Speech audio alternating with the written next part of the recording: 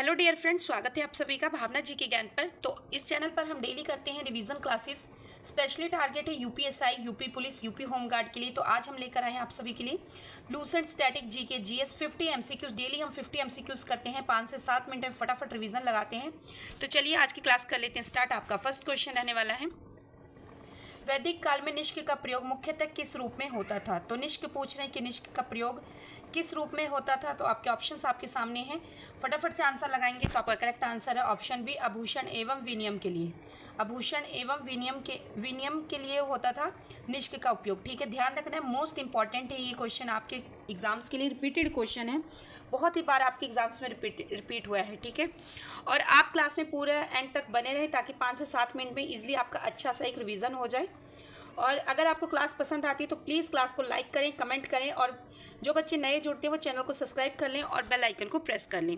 चलिए अब फटाफट हम सिर्फ और सिर्फ अपने क्वेश्चन करेंगे, क्योंकि इसमें कोई एक्सप्लेनेशन नहीं है, सिर्फ और सिर्फ हमें क्वेश्चन आंसर अपने रिवीजन करना है। तो सेकंड क्वेश्चन है, संविधान के किस अनुच्छेद में कानून के समक्ष समानता का उल्लेख है। तो कानून के समक्ष समानता का उल्लेख किस आर्टिकल में है। आपको पता है किस आर्टिकल में है, तो फटाफट से आर्टिकल लगाएंगे। आपका करेक्ट आंसर है ऑप्शन बी, आर्टिकल 14 से लेकर 18 तक में क्या है, समानता का अधिकार हमारा है जो दे रखा है। ठीक है, आर्टिकल 14। और आपको 50 आउट ऑफ कितने आते हैं आप कमेंट बॉक्स में जरूर मेंशन करें कि आपने 50 आउट ऑफ कितना टारगेट करा है, मतलब कि कितना स्कोर करा है खुद से। चलिए नेक्स्ट क्वेश्चन है, नर्मदा नदी किस प्रकार की घाटी से होकर गुजरती है। मोस्ट इंपॉर्टेंट है, तो आपके ऑप्शन आपके सामने, फटाफट से आंसर लगाएंगे। आपका करेक्ट आंसर है ऑप्शन सी, भ्रंश से। कैसे, भ्रंश घाटी से होकर बहती है नर्मदा नदी। ठीक है, नेक्स्ट क्वेश्चन है, मोस्ट इंपॉर्टेंट है ये भी क्वेश्चन, सिंधु घाटी सभ्यता का कौन सा स्थल नगर नियोजन के लिए प्रसिद्ध है। तो कौन सा स्थल नगर नियोजन के लिए प्रसिद्ध है। आपका करेक्ट आंसर है option C, Mohenjodaro. Option C, Mohenjodaro.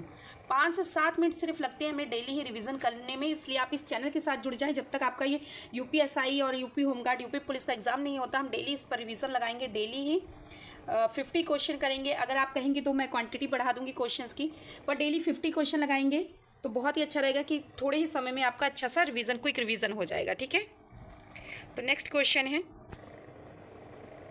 Stagflation शब्द का प्रयोग किस स्थिति के लिए किया जाता है। तो जो स्टैगफ्लेशन का आर्थिक स्थिति के लिए किस शब्द का प्रयोग आर्थिक स्थिति के लिए किया जाता है।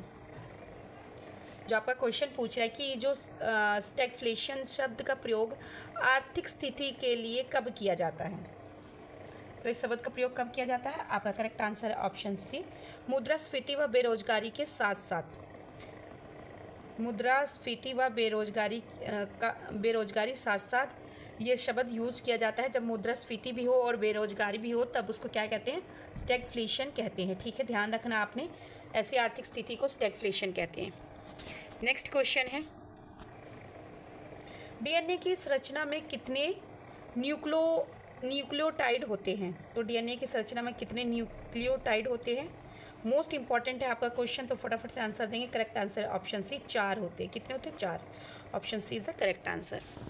नेक्स्ट क्वेश्चन है, भारतीय संविधान में मौलिक कर्तव्यों को किस संशोधन द्वारा जोड़ा गया है। तो किस संविधान संशोधन द्वारा जोड़ा गया है। तो आपका करेक्ट आंसर है ऑप्शन बी, 42वें संविधान संशोधन द्वारा जो मौलिक कर्तव्यों को जोड़ा गया है भारतीय संविधान में। ठीक है, ध्यान रखना, मोस्ट इंपॉर्टेंट है, ऐसे क्वेश्चन मोस्ट इंपॉर्टेंट होते हैं। नेक्स्ट क्वेश्चन है, अरावली पर्वतमाला के अत्यधिक अपरदन का मुख्य कारण क्या है।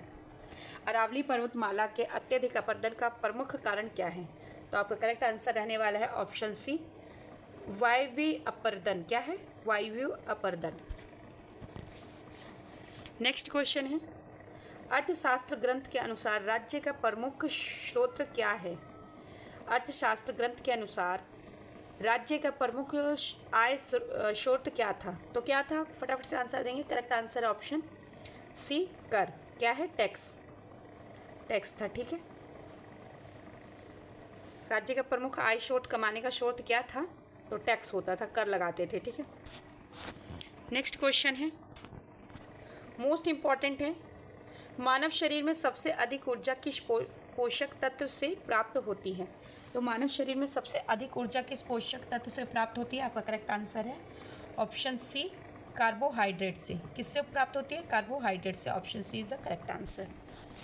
नेक्स्ट क्वेश्चन है, राष्ट्रपति शासन से संबंधित आर्टिकल कौन सा है? तो राष्ट्रपति शासन से संबंधित आर्टिकल कौन सा है? तो आपका करेक्ट आंसर है ऑप्शन सी 356। कौन सा है? 356, ध्यान रखना है। नेक्स्ट क्वेश्चन है, मानसून की अनिश्चितता का मुख्य कारण क्या माना जाता है? तो मानसून की जो अनिश्चितता का मुख्य कारण क्या माना जाता है? तो आपका करेक्ट आंसर है ऑप्शन बी ITCZ की स्थिति। ठीक है, ITCZ की स्थिति। और सभी बच्चे ने ITCZ की फुल फॉर्म कमेंट बॉक्स में बताना है कि क्या है। ठीक है, नेक्स्ट क्वेश्चन है, ग्रेट बाथ का संबंध किस सभ्यता से है? तो ग्रेट बाथ का संबंध किससे है? Correct answer option B Harappa से। नेक्स्ट क्वेश्चन है, भारतीय रिजर्व बैंक का प्रमुख कार्य कौन सा है? तो भारतीय रिजर्व बैंक का प्रमुख कार्य मुद्रा निर्गमन का है। क्या है? मुद्रा निर्गमन। नेक्स्ट क्वेश्चन है, ओजोन परत का क्षरण मुख्यतः किस कारण होता है? तो ओजोन परत का क्षरण मुख्यतः किस कारण होता है? तो आपका करेक्ट आंसर रहने वाला है ऑप्शन सी CFC क्लोरोफ्लोरोकार्बन के कारण है जो ओजोन परत का क्षरण होता है। ठीक है, नेक्स्ट क्वेश्चन है, मानव हृदय में कुल कितने कक्ष होते हैं? तो मानव हृदय में कुल कितने कक्ष होते हैं? आपका करेक्ट आंसर रहने वाला है ऑप्शन सी 4 कक्ष होते हैं मानव हृदय में। Option C is the correct answer. Next question है, लोकसभा का कार्यकाल कितने वर्षों का होता है? तो लोकसभा का कार्यकाल 5 वर्षों का होता है। Option B is the correct answer. Next question है, डेल्टा का निर्माण किस प्रक्रिया से होता है? तो डेल्टा का निर्माण होता है, आपका करेक्ट आंसर है ऑप्शन सी निक्षेपण से होता है। किससे? निक्षेपण से। नेक्स्ट क्वेश्चन है, मोस्ट इम्पॉर्टेंट है, सभा और समिति का उल्लेख किस काल से संबंधित है? सभा और समिति का उल्लेख किस काल से संबंधित है? तो सभा और समिति का उल्लेख जो है मौर्य काल से। किससे है? सॉरी, मौर्य काल से नहीं है, ऋग्वेदिक काल से। किससे है? ऋग्वेदिक काल से। ऑप्शन बी ऋग्वेदिक काल से। ठीक है, option B is the correct answer. सभा और समिति का उल्लेख किस काल से है? ऋग्वेदिक काल से है। नेक्स्ट क्वेश्चन है, विटामिन डी की कमी से कौन सा रोग होता है? तो विटामिन डी की कमी से कौन सा रोग होता है? फटाफट से बताएंगे सभी। विटामिन डी की कमी से रिकेटस होता है। क्या होता है? Rickets. Option C. Next question है, राज्यसभा की स्थायी प्रकृति का कारण क्या है? तो राज्यसभा का स्थायी प्रकृति का कारण है, हर 2 वर्ष में 1/3 सदस्य सेवानिवृत्त होते हैं, इसलिए ये स्थायी प्रकृति का राज्यसभा मतलब कि विघटन नहीं होती है। ठीक है, हर 2 वर्ष में 1/3 सदस्य सेवानिवृत्त होते हैं। नेक्स्ट क्वेश्चन है, मोस्ट इम्पॉर्टेंट है, मानव शरीर में इंसुलिन हार्मोन कहाँ बनता है? मानव शरीर में इंसुलिन हार्मोन कहाँ बनता है? तो फटाफट से सभी आंसर देंगे कि मानव शरीर में इंसुलिन हार्मोन कहाँ बनता है। तो आपका करेक्ट आंसर है यकृत। ऑप्शन ए, यकृत में।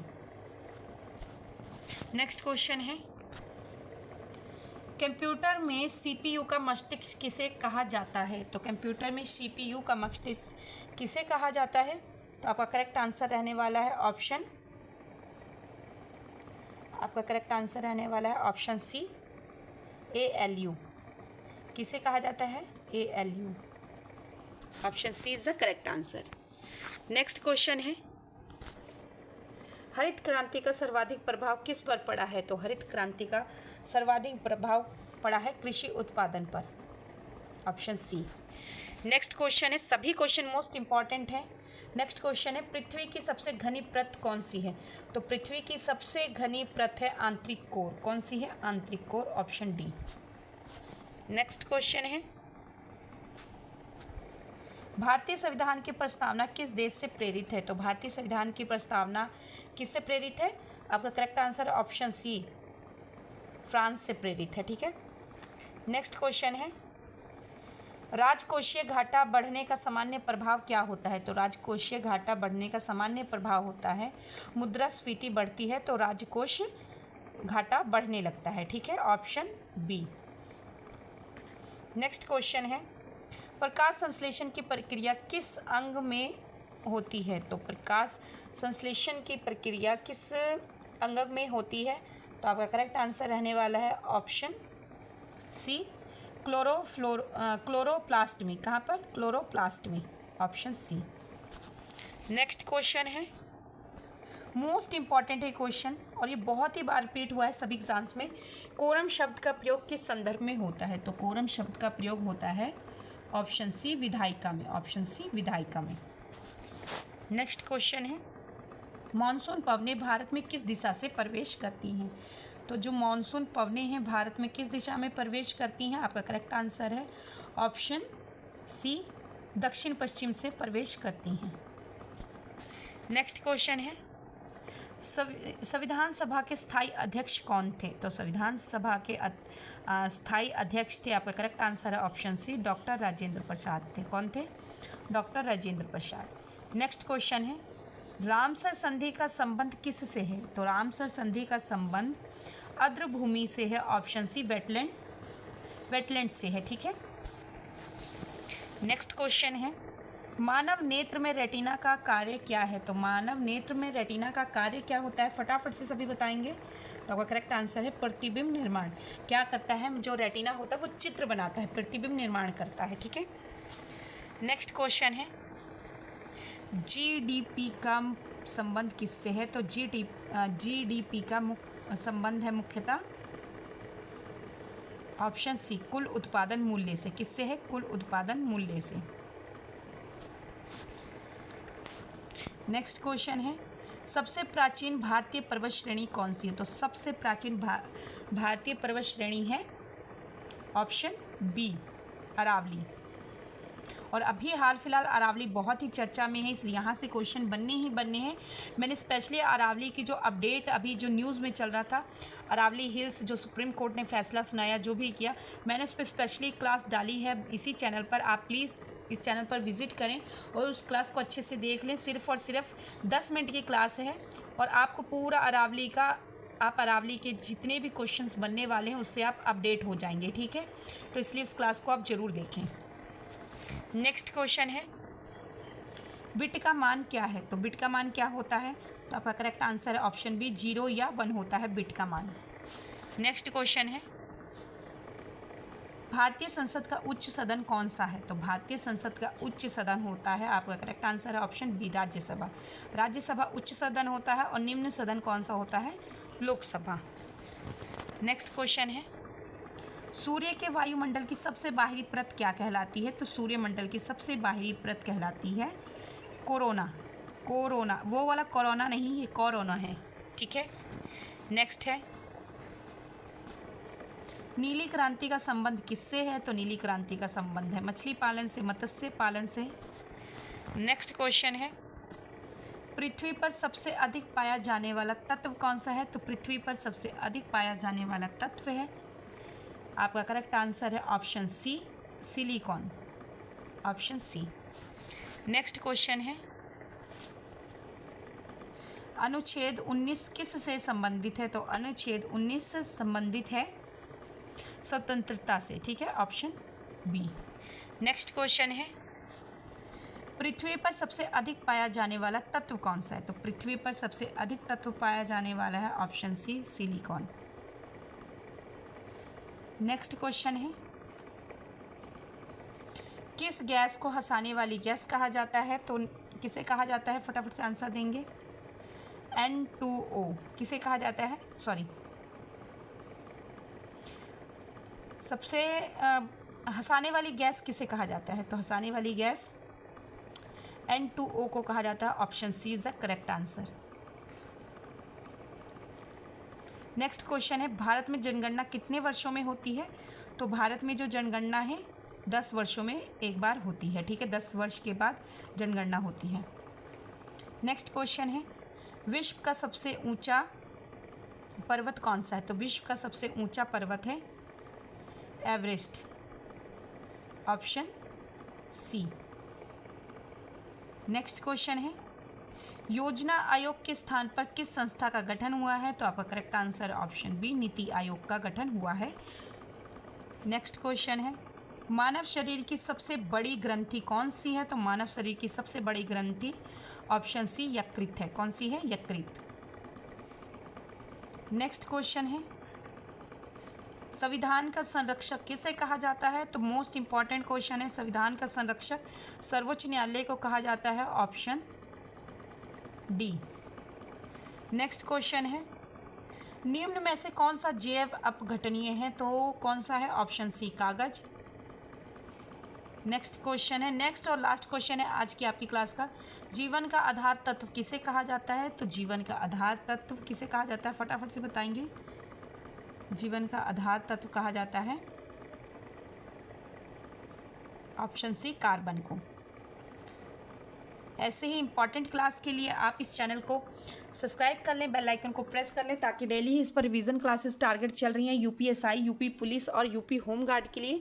स्पेशली इन तीनों एग्जाम्स के लिए टारगेटेड क्लासेस डेली रिवीजन चलती हैं इस पर। तो इस चैनल को आप सब्सक्राइब कर लें, बेल आइकन को प्रेस कर लें, ताकि डेली ही आप तक नोटिफिकेशन पहुँच जाए। ऐसे ही आप पढ़ते रहें, मोटिवेट रहें।